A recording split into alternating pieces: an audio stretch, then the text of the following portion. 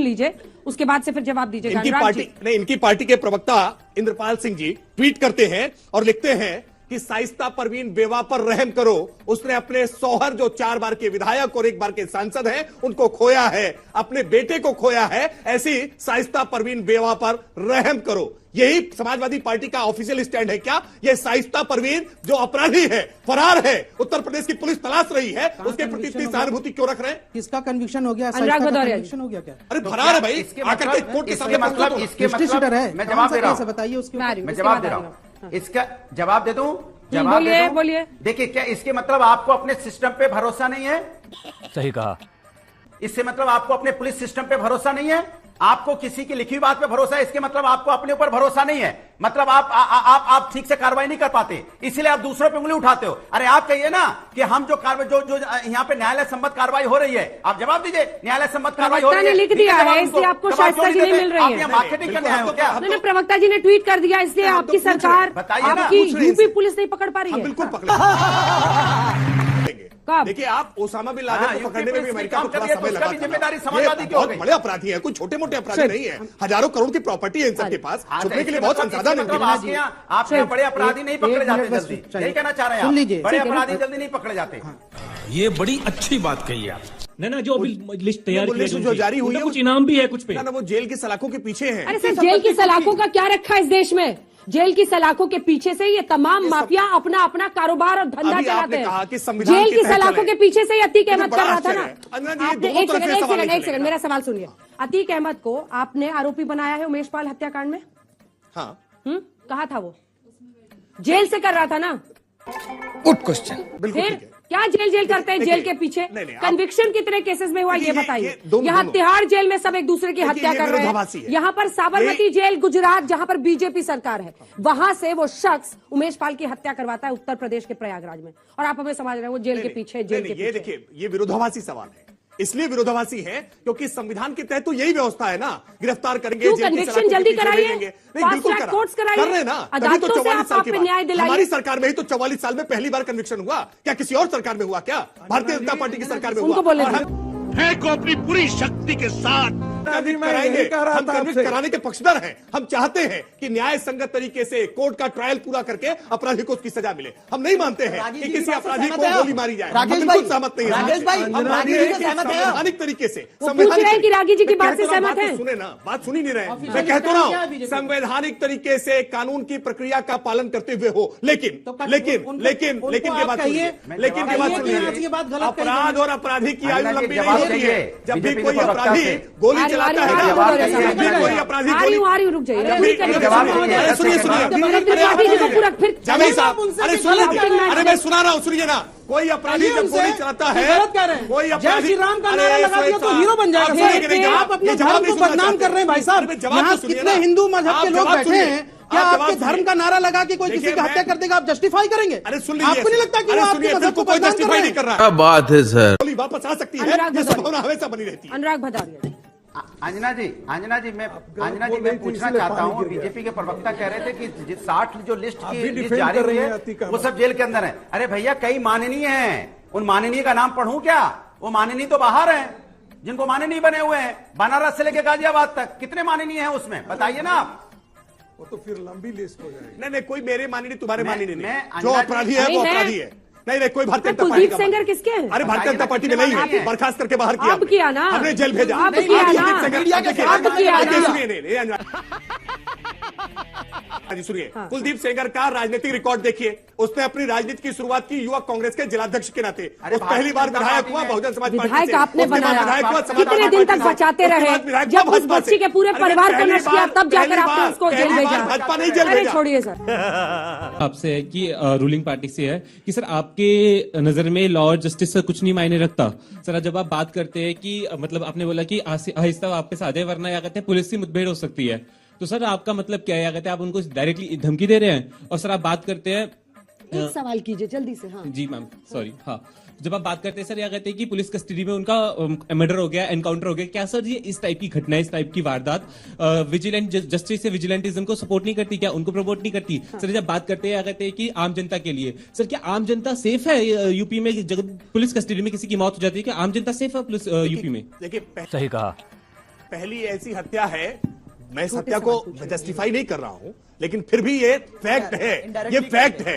इस फैक्ट को सब महसूस करेंगे कि ये पहली ऐसी अतीक अहमद और अशरफ की कोई हत्या होती है तो समाज में हत्या से दहशत बनती है। मैं हत्या को जस्टिफाई नहीं कर रहा हूं, लेकिन ये फैक्ट है कि अतीक अहमद और अशरफ की हत्या के बाद धमकी किसको दे रहे हैं आप? ये जो धमकी बार बार बिल्कुल कहते कोई हैं, धमकी कोई नहीं। कहता है गाड़ी तो पलट सकती है, कोई धमकी एनकाउंटर तो हो सकता है। मैंने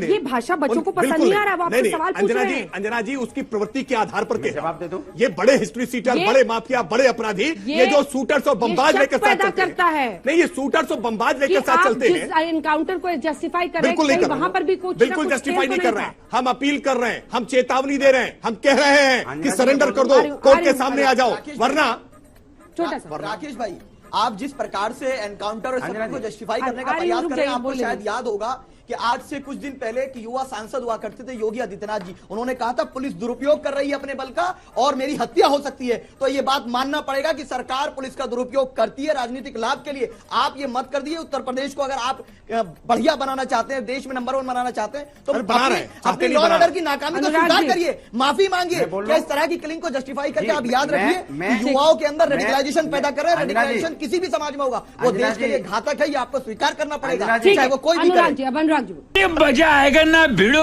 छोटा सा जल्दी से। तू इधर उधर की ना बात कर शातिर, बता ये काफिला क्यों लुटा। एक बार सत्यपाल मलिक जी ने जो विस्फोटक खुलासा किया है पुलवामा हादसे पर, उस पर भी जवाब एक बार दे दीजिएगा प्रवक्ता महोदय कि क्या आपने राजनीतिक लाभ लिया पुलवामा का, अगर आप में नैतिकता है तो। इसलिए इधर उधर की बात हमको पता है कि क्यों की जा रही है, वो सिर्फ उस बात को छुपाने के लिए जो उस वक्त के गवर्नर जब जम्मू में मौजूद थे, जब वो खुद कह रहे हैं कि उनको चुप रहने के लिए कहा गया, तो गवर्नर की बात पे यकीन करना चाहिए आपको।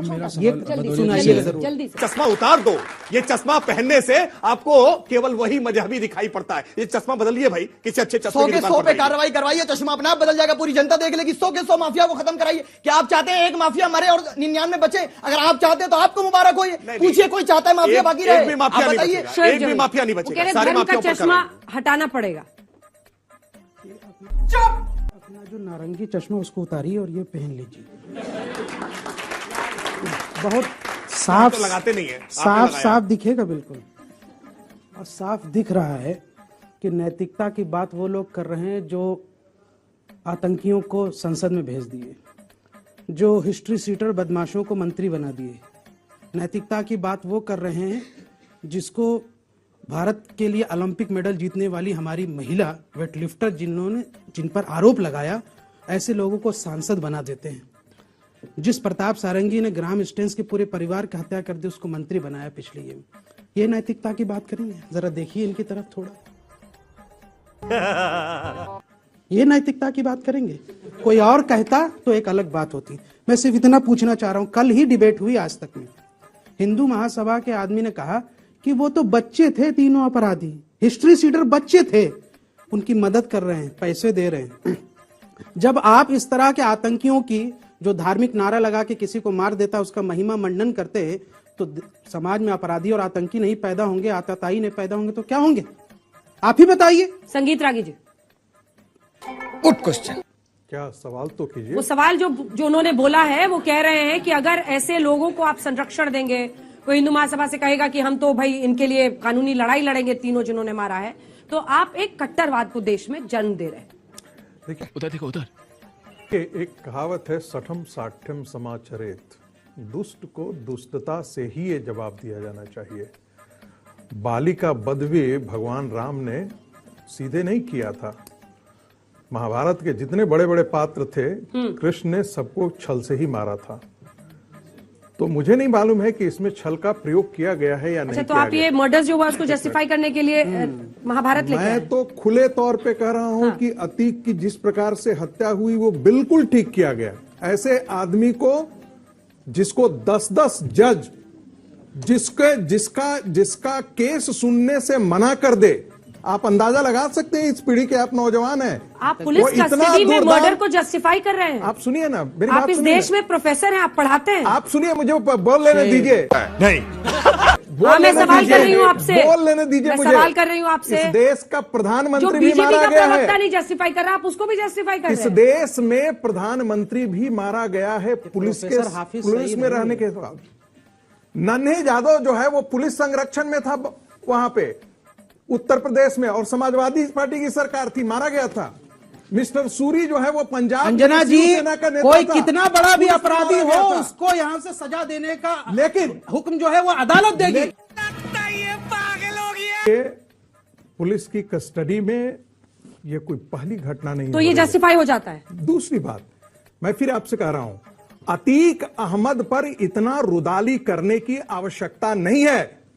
एक सोहराबुद्दीन का मर्डर हुआ था गुजरात में, और वो इतना बड़ा माफिया था कि यदि आप उदयपुर से अहमदाबाद चले जाएं, कोई ऐसा व्यापारी नहीं तो था जिसको अदालतें उसने बंद मारा कर नहीं। दी जाए इस देश अरे में। अदालतें तो बंद थी, क्या बात बंद कर थी? रहे हैं आप? इलाहाबाद का 10 हाई कोर्ट का जज मना कर देता है तो आप क्या समझ रही हैं? अदालतें खुली हुई थी क्या? अभी पता चलेगा।